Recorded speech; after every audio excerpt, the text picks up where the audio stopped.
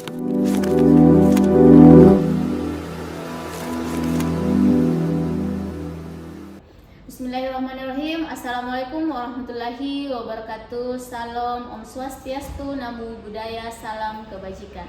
Salam sejahtera untuk kita semua. Perkenalkan, nama saya Reski Amalia P. Esos MAP. Saya merupakan salah satu dosen yang ada di Prodi Ilmu Administrasi Negara, Fakultas Ilmu Administrasi Universitas Kopabri, Makassar. Saya bergabung di Universitas Kopabri Makassar sejak tahun 2020. Adapun bidang ilmu yang saya tekuni adalah ilmu administrasi negara. Nah, kali ini saya akan menyampaikan PDD UKT-PT di bidang pengajaran saya di mata kuliah pengantar ilmu administrasi negara. Mata kuliah ini memiliki bobot 3 SKS dan merupakan mata kuliah wajib bagi mahasiswa ilmu administrasi negara pada semester 1. Adapun capaian pembelajaran pada mata kuliah ini, mahasiswa diharapkan mampu yang pertama menerapkan etika akademik, profesionalisme, dan integritas di bidangnya masing-masing. Kemudian yang kedua, menunjukkan pemahaman yang komprehensif tentang teori dan konsep dasar ilmu sosial dalam melaksanakan tugas akademik. Yang ketiga, menunjukkan pengetahuan administrasi publik sebagai bagian dari ilmu sosial. Dan yang terakhir, menunjukkan pemahaman tentang elemen, prinsip, dan fungsi administrasi publik untuk mendukung kegiatan dalam kegiatan publik. Sedangkan CPMK dari mata kuliah ini yaitu yang pertama, mahasiswa mampu memahami konsep administrasi negara serta hubungannya dengan organisasi dan manajemen. Kemudian yang kedua, memahami tentang ruang lingkup administrasi negara serta sejarah dari administrasi negara. Yang ketiga, menguraikan model, dimensi, dan nilai-nilai dari administrasi negara. Selanjutnya, mahasiswa mampu menghubungkan hubungan ilmu administrasi dengan bidang ilmu lainnya serta dimensi-dimensi dalam administrasi publik. Dan yang terakhir dari CPMK mata kuliah ini yaitu memahami sejarah perkembangan manajemen dalam administrasi publik. Adapun sub CPMK dari mata kuliah ini yaitu mahasiswa mampu menjelaskan konsep dasar dari ilmu administrasi publik dan hubungannya dengan manajemen dan organisasi. Kemudian yang kedua, mahasiswa mampu memahami ruang lingkup administrasi publik dan sejarah perkembangan administrasi negara. Selanjutnya, mahasiswa mampu memahami perkembangan paradigma dalam administrasi negara. Yang selanjutnya, mahasiswa mampu menjelaskan berbagai model dalam administrasi negara. Selanjutnya, mahasiswa mampu memahami nilai-nilai dalam administrasi negara. Kemudian, mahasiswa mampu memahami dimensi-dimensi dalam administrasi negara. Yang selanjutnya, mahasiswa mampu menghubungkan hubungan administrasi negara dengan ilmu-ilmu lainnya. Dan selanjutnya yaitu mahasiswa mampu memahami sejarah perkembangan manajemen dalam ilmu administrasi negara. Dan kemudian selanjutnya yaitu mahasiswa mampu menganalisis kasus perubahan paradigma administrasi negara. Dan sub CPMK terakhir dari mata kuliah ini yaitu mahasiswa mampu menjelaskan reformasi administrasi negara di Indonesia. Adapun metode pembelajaran yang digunakan yaitu ceramah, diskusi, brainstorming, student center learning yang secara interaktif dua arah. Nah, setiap pembelajaran dengan asinkronus dan sinkronus ada tatap muka langsung ataupun melalui Zoom meeting. Selanjutnya, setiap mahasiswa akan melakukan seminar dengan materi yang diberikan. Seminar ini dilakukan dengan tanya jawab baik antara dosen dengan mahasiswa ataupun dosen dengan penyaji dan mahasiswa dengan penyaji. Mata kuliah ini terdiri dari 16 pertemuan, diantaranya pertemuan ke-8 ada ujian tengah semester dan pada pertemuan ke-16 merupakan ujian akhir semester. Adapun mengenai bagaimana cara saya dalam menyampaikan materi pada perkuliahan pengantar ilmu administrasi negara akan saya sampaikan dalam teaching di akhir video ini. Nah, kemudian selanjutnya adapun assessment pada mata kuliah pengantar ilmu administrasi negara yakni 10% kehadiran, 15% tugas, 25% ujian tengah semester, dan 40% ujian akhir semester. Diharapkan pada pertemuan kedua ini mahasiswa dapat memahami pengertian pokok dari ilmu administrasi negara serta hubungan administrasi dengan manajemen dan organisasi. Adapun kegiatan pembelajaran pada pertemuan kedua ini dibagi menjadi 3, yakni pendahuluan, penyajian, kemudian yang terakhir penutup. Nah, pada bagian pendahuluan, dosen akan membuka dengan salam dan melakukan review pada pertemuan sebelumnya, serta menjelaskan RPS pada pertemuan yang akan dilakukan. Pada bagian penyajian, dosen akan menjelaskan pengertian dan konsep dari administrasi publik serta hubungannya dengan manajemen dan organisasi. Pada akhir sesi penutup, diharapkan adanya interaksi antara dosen dan mahasiswa yang dilakukan melalui sesi tanya jawab dan diskusi ketika terdapat mahasiswa yang belum paham dari apa yang telah dijelaskan. Untuk selanjutnya, mari kita simak bagaimana saya membawakan materi pengantar ilmu administrasi negara pada pertemuan kedua. Terima kasih. Assalamualaikum warahmatullahi wabarakatuh. Bismillahirrahmanirrahim. Assalamualaikum warahmatullahi wabarakatuh. Waalaikumsalam warahmatullahi wabarakatuh. Bagaimana kabarnya semua hari ini? Alhamdulillah. Baik, guru. Sudah makan siang? Siap. Berarti Sudah. tidak ada alasannya untuk tidak semangat untuk mengikuti perkuliahan kita hari ini. Nah, oke, teman-teman mungkin bersyukur kita panjatkan kepada Allah Subhanahu wa taala karena berkat rahmat dan kesehatannya yang diberikan kepada kita sehingga kita masih diberikan kesempatan untuk bertemu di pertemuan kedua mata kuliah pengantar ilmu administrasi negara. Kemudian mungkin sebelum kita memulai, alangkah baiknya kita berdoa dulu. Mungkin kita berdoa sesuai dengan kepercayaan kita masing-masing. Doa dimulai.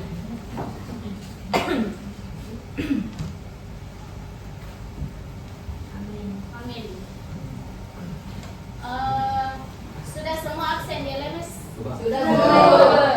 Terus materinya sudah di-download semalam? Sudah. Berarti apa yang saya sampaikan sebentar, teman-teman sudah tahulah inti-inti apa yang mau saya sampaikan sebentar, yaitu mengenai pengantar ilmu administrasi negara. Jadi bisa jadi teman-teman sudah jauh lebih mengetahui daripada saya. Kan tidak menutup kemungkinan seperti itu. Nah, minggu lalu kan saya sudah menjelaskan mengenai RPS dan kontrak perkuliahan. Jadi tidak ada lagi pertanyaan berapa kali pertemuan supaya saya bisa lulus di mata kuliah ini. Itu kan sudah dijelaskan di pertemuan sebelumnya. Kemudian RPS-nya juga apa yang akan kita pelajari mulai dari pertemuan pertama sampai dengan pertemuan ke-16 itu sudah dijelaskan minggu lalu.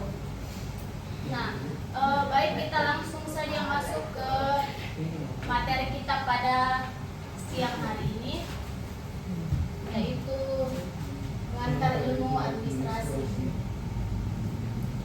Nah, sebelumnya saya bertanya, pernah dengar kata administrasi? Pernah. Ketika kalian mendengar kata administrasi, apa kira-kira yang terlintas dari pikirannya teman-teman?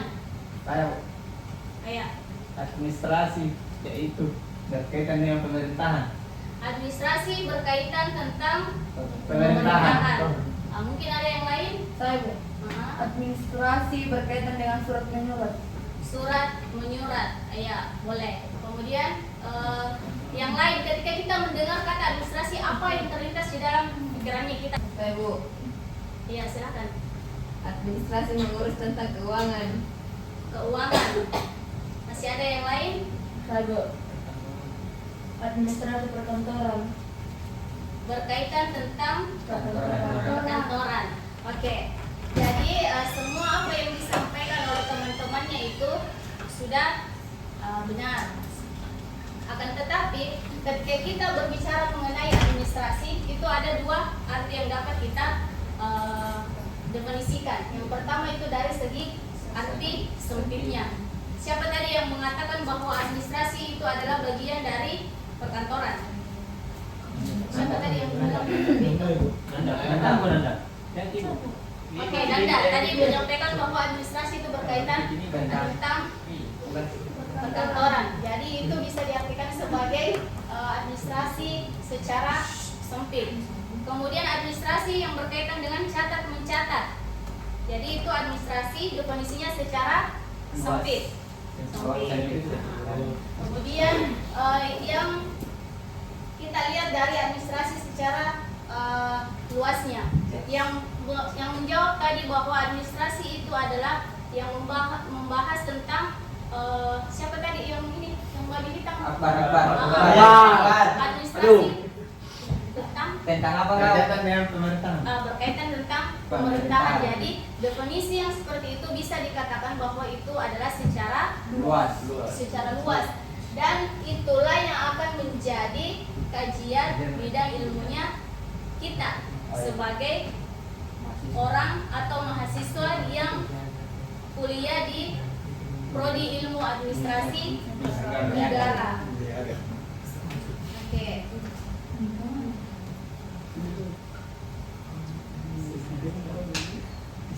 Nah ini, kalau kita membahas secara sempit, maksudnya kita bicara dari mana sih sebenarnya berasal dari kata mana itu administrasi. Nah, administrasi berasal dari bahasa Belanda yang artinya meliputi kegiatan catat mencatat, surat menyurat, pembukuan, dan lain-lain sebagainya.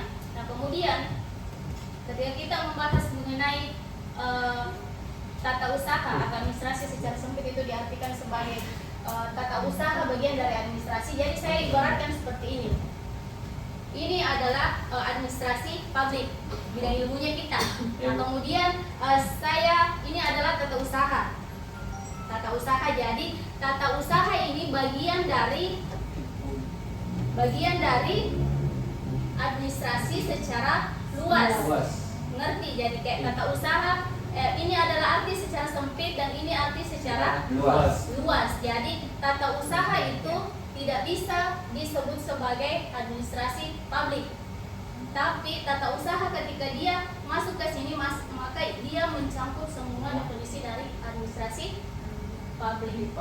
Oke, mengerti sampai sini? Ya, Bu. Oke, kita lanjut.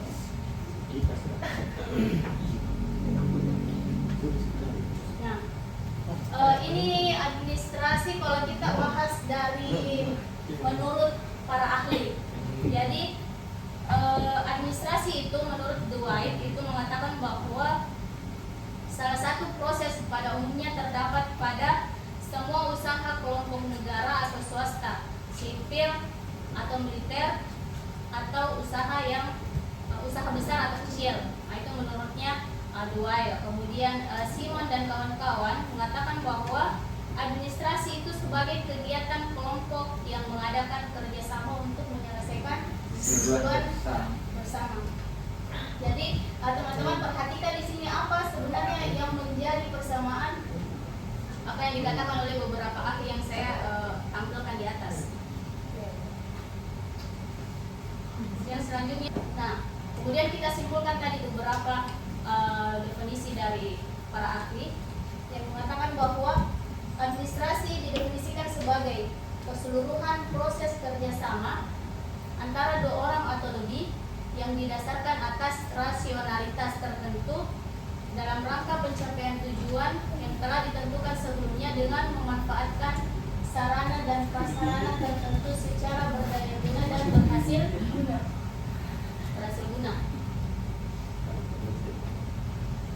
Nah, ciri-ciri administrasi itu kira-kira apa? Ciri-cirinya administrasi. Bicara saja, tidak maksudnya ada kelompok manusia, betul. Karena ketika ada kelompok hewan itu bukan administrasi, tidak. Adanya kelompok manusia.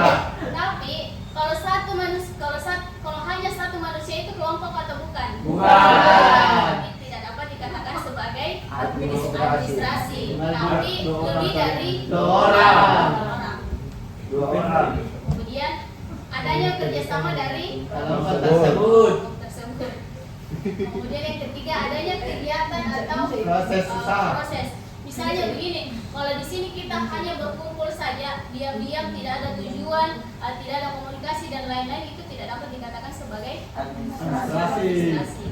Kemudian selanjutnya adanya Bimbingan. bimbingan. Terakhir ada Tujuan. tujuan. Nah, jadi ketika kalian menemukan ciri-ciri seperti ini, maka itu disebut sebagai administrasi. Nah, yang perlu kita garis bawahi adalah pemerintah tidak bisa menunaikan fungsi dan tugas kewajibannya tanpa ada administrasi Negara. negara. Nah, kemudian pertanyaan saya selanjutnya, Iya. ketika Akbar, Fahrul, kemudian siapa namanya yang di belakang? Andri bekerja sama untuk pergi mencuri di rumahnya Siti Nurhalisa. Itu dikatakan sebagai administrasi atau tidak? Administrasi. Karena ada tujuan. Sama-sama juga tujuannya mencuri. Karena sudah Ada tujuan, ada Kelompok. proses, ada kegiatan. Kegiatan, bimbingan sama tujuan, Bu. Oke, jadi kalau misalnya Fahrul bilang, ayo kita menjalankan misi administrasi kita dengan mencuri ke rumahnya Siti Nurhalisa. Gas. Kira-kira, kan tadi saya sudah jelaskan bahwa administrasi, Nurhalifah. Kan saya sudah tadi jelaskan, administrasi itu harus dilandasi dengan rasio rasionalitas. Tidak juga kita mengatakan bahwa Fahrul, Emru, Akbar kerjasama pergi mencuri di rumahnya Nurhalisa. Iya memang benar, dua orang atau lebih. Tujuannya ke rumahnya Nurhalisa, kerjasamanya itu Fahrul menunggu di depan rumah, Akbar masuk ke dalam rumah, kemudian Emru mengatur strategi. Itu dikatakan sebagai administrasi. Tidak, itu bukan administrasi. Karena tidak sama-sama Tidak sama-sama.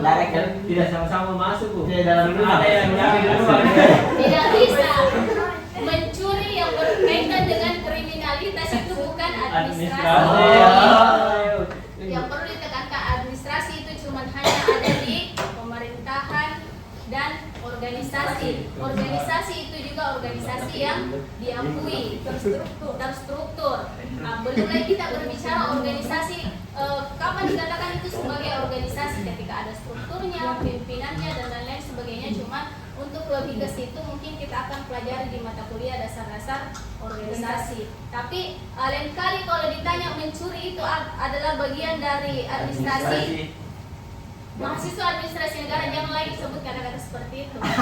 Sama administrasi bagian dari mencuri adalah bagian dari administrasi. Jadi apa tanggapannya orang di luar? Jadi kalian kuliah untuk bagaimana mencari strategi administrasi.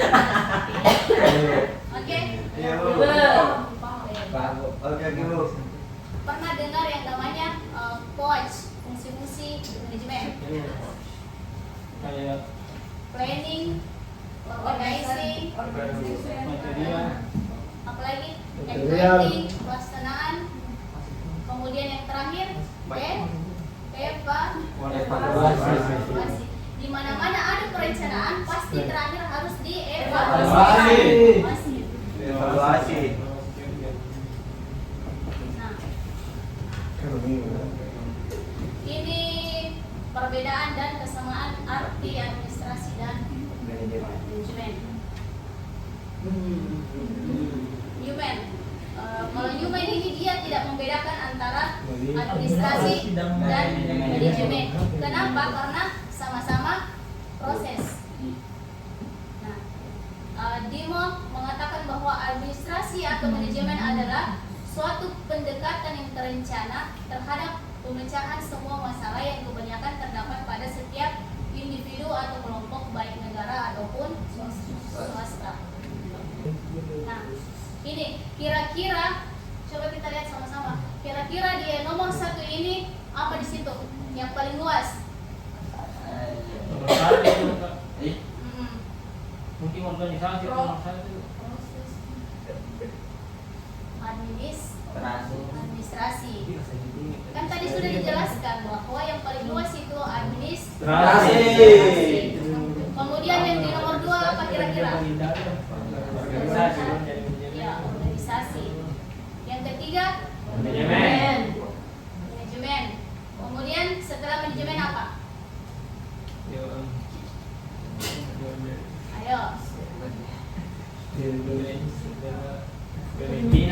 Maksudnya organisasi tidak akan berjalan dengan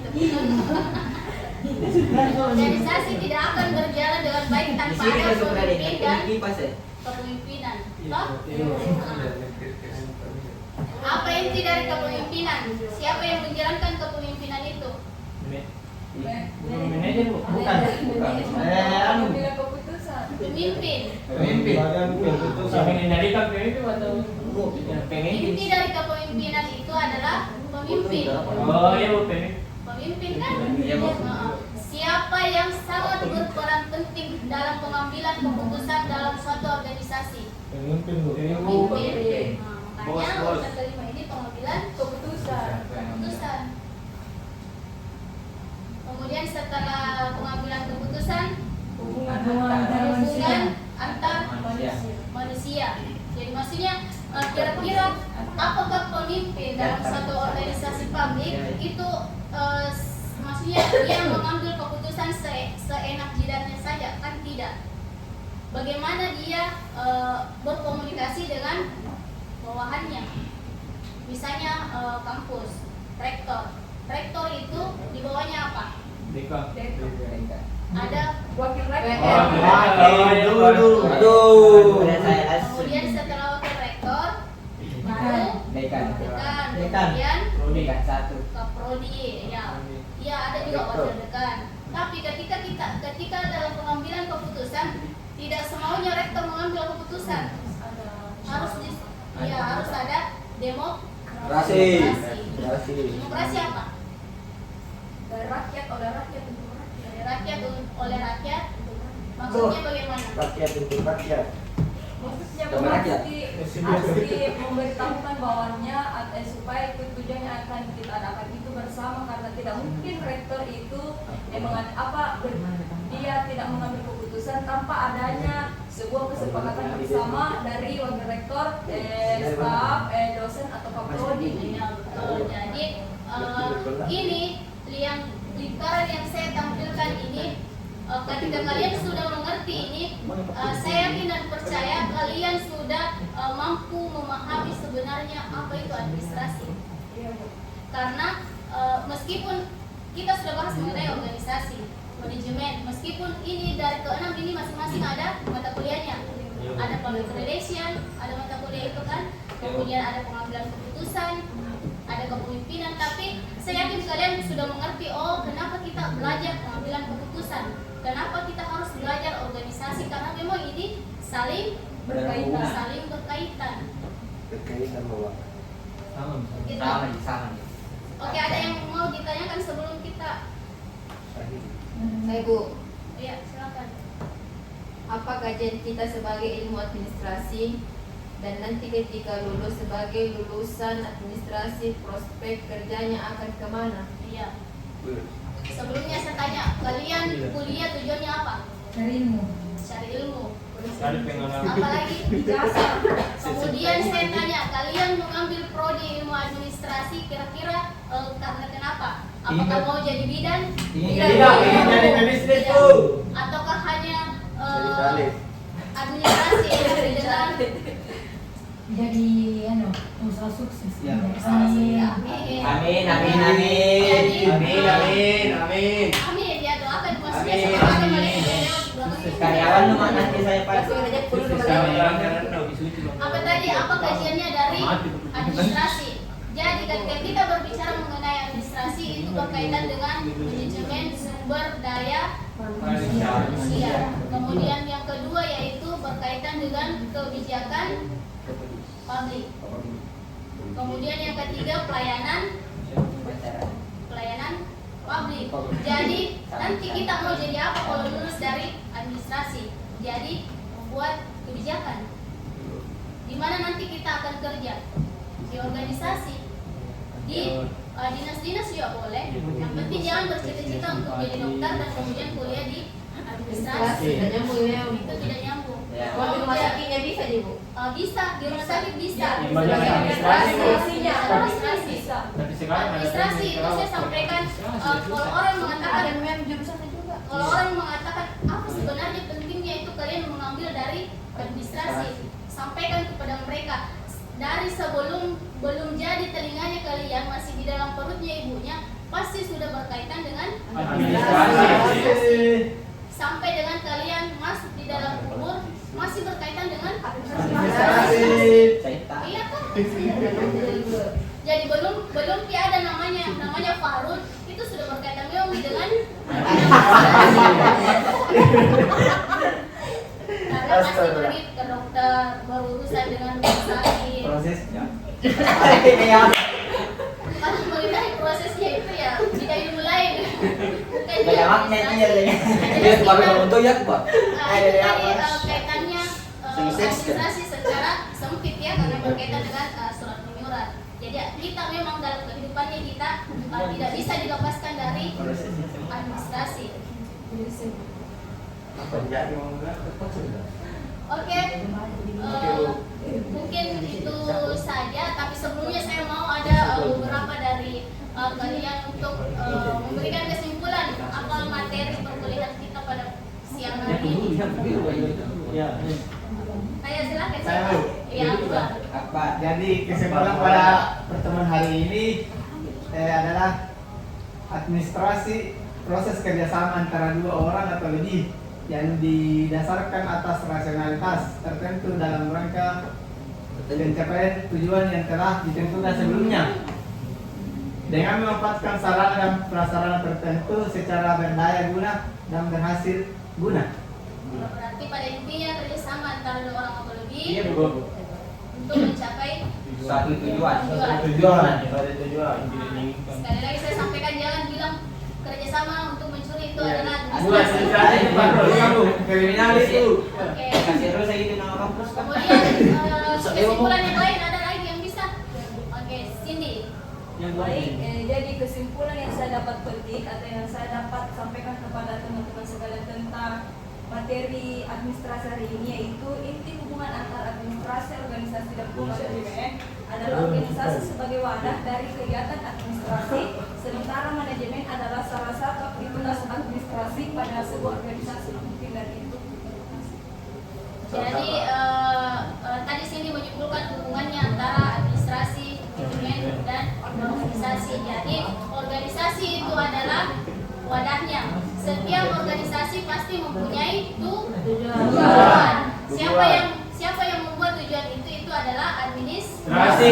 Kemudian bagaimana caranya supaya tujuan itu bisa terlaksana dengan baik? Tentu dijalankan manajemen, yaitu melalui planning, organizing, apalagi evaluating, controlling, dan evaluasi. Jadi saya harap teman-teman sudah bisa membedakan dari ketiga hal ini, administrasi, organisasi, dan manajemen. Ada lagi? Oke. Kalau sudah tidak ada, mungkin itu saja pertemuan kita pada pada siang hari ini. Dan untuk pertemuan berikutnya mungkin kita akan membahas mengenai sejarah perkembangan ilmu administrasi. Jadi nanti kita akan membahas mengenai bagaimana sejarahnya ilmu administrasi, kemudian selanjutnya apa ruang lingkup dari administrasi itu sendiri. Jadi mungkin itu dari saya.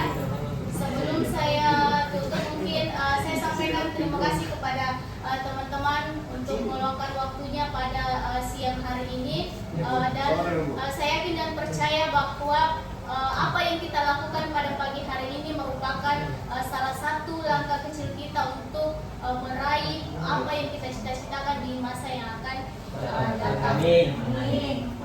Ya, mungkin itu dari saya, kurang dan lebihnya mohon dimaafkan. Assalamualaikum warahmatullahi wabarakatuh. Waalaikumsalam